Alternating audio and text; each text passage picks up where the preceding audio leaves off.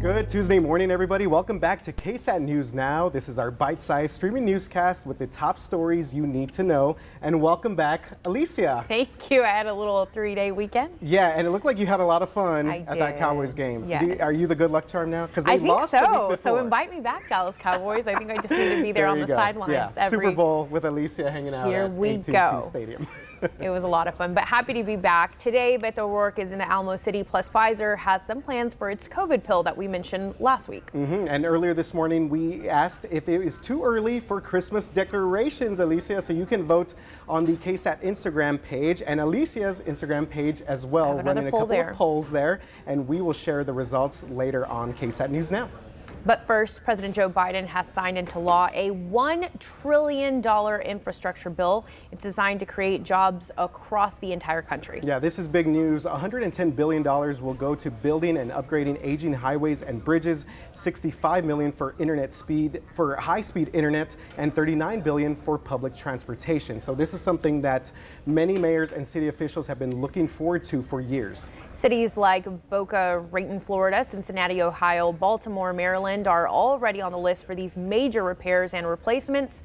But what does it mean for San Antonio? So we want to bring in our traffic reporter and anchor, Samuel King, for some insight. Good morning. Good morning. Good morning, Samuel. Thank you very much for being with us. First time you're on KSAT News Now. Yes. We really appreciate you talking about this very important topic. Glad to be here. And you mentioned sort of the billions of dollars that are going to be given for under this infrastructure bill. Texas alone stands to get more than $30 billion with a B for a lot of various things: transit, roads.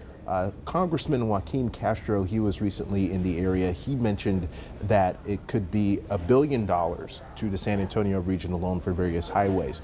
The local agencies, we're still waiting to hear exactly what they want to spend that money on.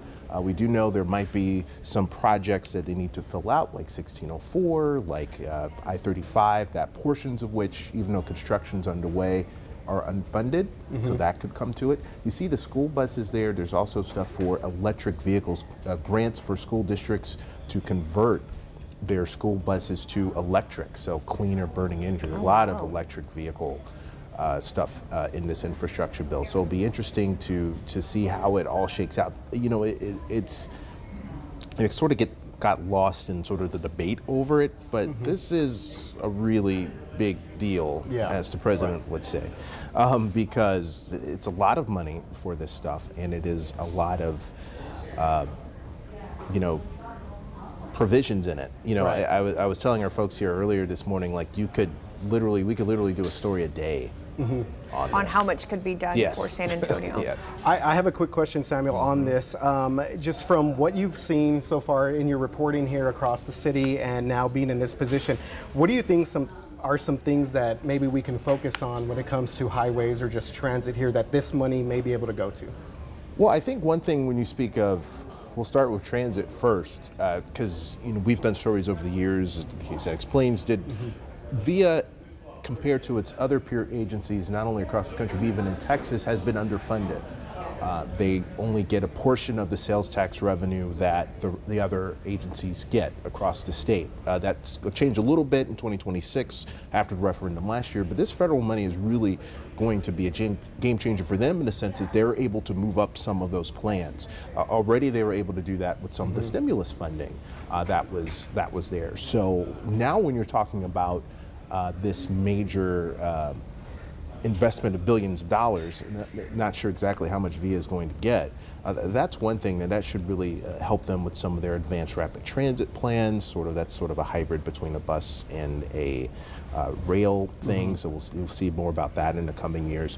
In terms of highways, this does move some of those things up, because one sort of hang up, one sort of problem that when you talk about construction projects is you can put it on the board. You could say, hey, you know, we want to do this, this, and this. You need the money for it. Exactly. So if you're talking about getting $30 billion to come in, to come in just to one state alone, when you're talking about highways and bridges, Now the question is, where does that money go? So those discussions are going to be interesting moving forward. Samuel, so another reason why we wanted to bring you on, there was a lot of buzz about the Tesla tunnels. Yes. What is going on with that? That would, of course, connect downtown San Antonio to the airport. And this really feels like it's straight out of a movie. What's the latest on that? It involves Elon Musk, so you know that this is some so what you're seeing stuff. here, this is what's underneath the Las Vegas Convention Center. It's called a Hyperloop project. Now, in the future, the Hyperloop will transport you very quickly in an autonomous vehicle. We are not there yet. We are years, if not decades, away from that. Oh, wow. So what you have here is this sort of hybrid sort of deal where you see like the Teslas there. Elon Musk owns a company called The Boring Company. Of course. The Boring? Of course, yes. Boring for tunnels. You bore, you dig.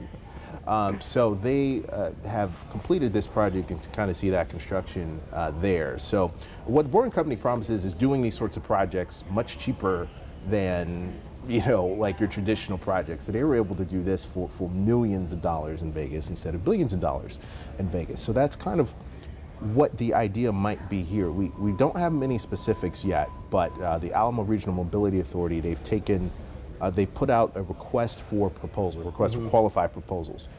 Those are due on December 1st. Okay. What reports are from Express News and the San Antonio Business Journal is that Elon Musk is interested in building some sort of Hyperloop tunnel, Teslas and tunnels system here. So it's kind of like a hybrid between, how it works would be, guys, it would be like a hybrid between like a train system and Uber and Lyft. Like you would be driven in these tunnels between. Well, that's how it works out there. Yeah. And the other thing is they are going to make it a sort of expand the system. That's what I was looking for. They're going to expand it in Las Vegas. Recently, just a couple of weeks ago, the county commissioners in Las Vegas, which is Clark County, Nevada, they expanded it. So if you've been to Vegas and you've gone to the Strip, or maybe you've gone to a Las Vegas Raiders game, in the next couple of years, you will be able to use this system to go back and forth in Las Vegas, a wide area of Las Vegas. So that's going to take a couple of years to build, but it's going to be a lot faster than a traditional, you know, Very interesting. tunnel and train system. Well, Samuel, thank you again for joining us this morning on KSAT News Now. Glad for those of you online right now, you can read up on all the articles that Samuel has on KSAT.com. Thank you so much. Thank you. Thank you very much, Samuel, for being with us. Okay, moving on to what's been a very busy morning here in San Antonio. Beto ORourke in town today, one day after announcing he will run for Texas governor against Greg Abbott. Yeah, 24 hours later, the Democratic candidate held an event this morning for frontline workers that was held at the Communications Workers of America building in downtown. He said this morning that what happened in February with the state's electricity grid prompted him to run for governor. Here we are in the energy capital of North America, and we can't even guarantee that the lights will work or the heat will run or that our pipes won't freeze. It's cost this state tens of billions of dollars already. Basic competence and leadership that is focused on the people of this state is what the people of San Antonio are looking for, and that's what I want to deliver as governor. Beto ORourke said he also wants to challenge Governor Greg Abbott because he wants to improve schools, healthcare, and jobs. And Alicia, this was down the street from our station. So as I was driving in, I noticed this big crowd out there, and he always tends to attract a lot of people. And there's definitely a buzz right now with this announcement. But obviously, Governor Greg Abbott, his campaign spokespeople have already said that, you know, kind of poking flaws into Beto's plans. And always, like you say, big crowds, but will they make it out to the polls? So we'll, of course, be keeping an eye on that. But he also had some strong things to say, specifically when it comes to, you know, abortion, those topics that are always making headlines. But Governor Greg Abbott has already said he, you know, will welcome a competitor. So we'll see how that plays out. Yeah, it'll be a very interesting couple of months moving forward. Pfizer this morning making headlines again for its experimental COVID-19 pill. The drug maker just signed a deal with a UN-backed group that will allow for other companies to make the pill. The license grants generic drug companies to produce the pill to about 53% of the world's population, but it does exclude the use in some large countries that have actually had big outbreaks, like Brazil. And here's the other thing. Although some health officials say it appears to be effective, Pfizer's pill has not yet been authorized anywhere. Some say it's all about the money, but under the deal agreement, Pfizer won't receive royalties in sales in low-income countries and will have royalties on sales everywhere while COVID-19 remains a health emergency. Yeah, so right now, they're not pocketing that money, right? So as long as it's the COVID-19 emergency health, they aren't keeping those royalties. And again, with the smaller countries, they've made that exception. And Elisa, looking into the story a little bit, I was a little stunned to see that this would affect 95 countries around the world. And you think about that number, that's half the world's population, a little bit more, 53%. So, you know, hopefully that there's a treatment there. This generic pill will help stop the spread of the pandemic. We know that this has been a worldwide issue. And you think about those countries that have maybe lower economic means, and it's definitely going to be a step forward for them. I think still a lot of people will be hesitant because, again, this hasn't been approved just yet, but we'll see how that goes. But change Christmas. I hear some Christmas bells here. Yes, Christmas time. It is holiday season. Okay, I have a quick Christmas riddle for you. Okay, Alicia, what's 50 feet tall? No, this one's easy. Hopefully. What's 50 feet tall, hails from Lake Michigan, and will spend the holidays right here in San Antonio? Well, I cheated because I was on GMSA at 9, but it's the HEB annual Christmas tree. The tree has finally. You still showed the enthusiasm. I like it. Always. Christmas is a lot of fun. The tree is now at Travis Park in downtown San Antonio. It's already up. It arrived right on time at 9 this morning, and we showed you a live look at that.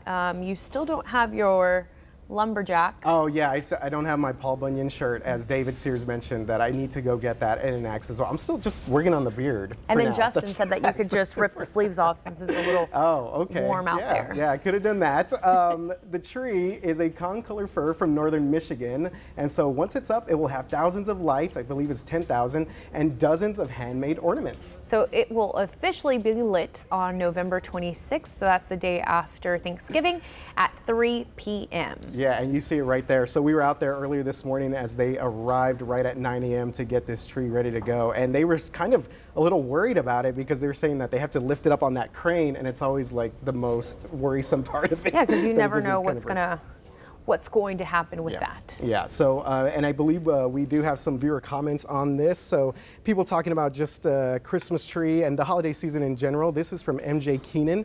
And MJ says, we live in such a beautiful city, and it gets even more beautiful during the holiday season. Totally agree. To agree with all the lights. HEB said that they wanted it to be all white lights, kind of like a beacon of hope. Mary Claire, she says, I haven't decorated my yard yet, but my tree went up already. It makes me happy, so why not? Jingle bells, Batman smells. That's hilarious. Shout out to Mary Claire responding to our comments. She is our digital producer. She does a bunch of great stuff. She does like a Things to Do newsletter, which always has all these like big events. So I know she's been on top of this. But Mary Claire, thank you very much for chiming in with us on KSAT News Now. Okay, Justin's now with us here. I appreciate that you guys are getting in the Christmas spirit. I was feeling it. Yeah, I was not going to even ask you about that. Yet. Oh, oh, we're going to talk about that here in a bit. Yeah. Trending warmer for Thanksgiving, by the way. At least that's what it's looking right now. Yeah, yeah. All right, so I'm showing the pollen count right now. You probably would ask why. Everything's low, nothing to worry about, right? I show this because every day RJ comes by my desk and asks me, what the heck is pigweed? What is it? Why is it in the pollen count? So hold on, you're telling me he's never learned the lesson of what pigweed is and he's asking about it? I honestly had to do some research myself. I mean, we show it every day. It's always in the pollen count, but it's always low. And I was wondering, are people really allergic to it? So let's This is a true story. dig in a little bit. Yes, I always ask Justin, I was like, what's the pigweed count? I need to know the pigweed count. We don't even know if he's affected by it, but he wants to know. I don't know. I mean, it does cause allergies, so it could be a problem. But that's what it looks like. It's also known as careless weed or amaranth, if you were curious. Texas has 23 recorded species. It's a common weed in croplands and farms, and it can cause hay fever and asthma, so they say. Again, it's usually low, but that's what it looks like, and it shows up in our pollen count almost every day. So a little lesson for you there on what exactly pigweed is. Okay, let's go back to the satellite picture real quick. There's look at the cloud cover. It's fading away. We've got temperatures in the 70s now. It's going to be another warm day here across South Texas. We'll probably get back into the 80s this afternoon, and you can expect mostly sunny skies. A lot of us are in the 60s and 70s now. Again, we make it into the 80s this afternoon. The big story in weather is going to be a front. It arrives early Thursday morning. So we get another round of fog tomorrow, some warm temperatures on your Wednesday, and then here comes the front. I expect it through here about midnight to 2 a.m. Thursday morning. Brings with it a few showers, and then behind it, it is cooler, it is breezy. Thursday is going to be more fall-like. We'll see highs in the 60s, and we'll have some of those gusty winds too. So here's how the 7-day forecast looks. Breezy, some morning fog tomorrow, and then look at the temperature change. We go from 82 to 63 on Thursday, 67 Friday, and then look for warmer temperatures this weekend before another front heads our way. Looks like Sunday night into Monday with a 20% chance of rain, guys. Gosh, a 20-degree difference. It will be a change. We've got a couple fronts here, but still nothing bitter cold. It's just kind of coolish. But the good thing is that 20% chance of rain, right? It is a good thing. We need anything. We need more than that, probably. Well, yeah, but I mean, it's something. Yeah. It's something. Be good to get a little rain here. Okay, Justin, so we had this question. We asked people on Instagram. Yes. We said, is it ever too early for Christmas decorations? And we used a video that I shot out there of the tree being delivered at Travis Park. So what are your thoughts on this? Because you obviously commented, or you said that, hey, Thanksgiving, don't forget about that. Christmas decorations, go. Don't be a Grinch. Yeah, well, I wait till December. I mean, that's just me, but. Oh, boy. I don't know. I guess I am sort of a Grinch. Yeah. You guys know. I mean, it's good to get in the Christmas spirit, but I feel like it's a little early. Okay, a little early for Justin. A little early. Well, thank you, Justin. Yes, thank you. For being so jolly. And We appreciate it. the pygmy talk. Okay, so I asked on my Instagram page, KSAT Alicia Barrera, and the majority is for no, it's not too early for Christmas decorations. 36 voted no. Yeah, and people on KSAT on our Instagram account would agree with that, Alicia, as well. They are saying that, let's see here, they said 78% said no, it is never too early for Christmas decorations. What are your thoughts on this very controversial topic, obviously? I mean, look, I happened to stumble across 101.9. And they already have the Christmas music, so I haven't changed it since. No, I can't do that. I can't listen to the Christmas music this early in the year. Hey, after a stressful day at work, you pop in my car and everything's jolly. All right, guys, so obviously we are streaming on Facebook Live right now, and a lot of people commenting right now. The big story, Beto ORourke being here in town, so we have a couple of people saying, you know, obviously he had a lot of supporters out there, but some people against Beto as well. So either way, we appreciate you guys commenting with us and sharing your thoughts with us on KSAT News Now. Someone said run better candidates. Oh, so okay. And that's something that we'll be waiting on, to seeing who else is going to announce their run for a chance to be governor of Texas. Matthew McConaughey? Hey, there's a lot of talk, so I think a lot of people are waiting to see if that will actually happen or not. We will see. Yeah. Don't forget, we're streaming now Monday through Friday, 11 a.m. right here on KSAT.com, Facebook, and of course YouTube Live. We will see you tomorrow at 11 a.m. Have a great day.